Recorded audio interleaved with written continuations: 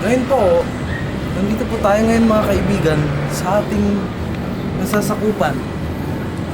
Meron po tayo ngayong nabalitaan rito na bumagsak na isang malaking chopper. Ang chopper na to ay sinasabing pinabagsak daw ng chaperon dahil hindi raw siya marunong magmaneho. May tulo daw kasi yung driver kaya hindi niya namalayang umiikot na at nasunog ang eroplano. Kaya bumagsak ito rito. Kung nakikita nyo yun, yan, bumagsak yan dyan pa ganyan. Boom! Sa kaliwa naman, dyan siya naglanding ang eroplano dyan. Tapos umikot pa gano'n.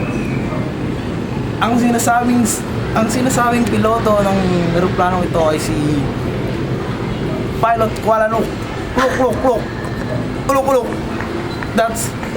Ayun po talaga ang pangalan niya. At sinasabi rin po na nakatira lang po siya doon. Doon lang po siya nakatira. Yan, dyan po sa bahay na yan. Marami rin pong nagsasabi na ang bahay daw na po yan ay hunted ng mga zombies.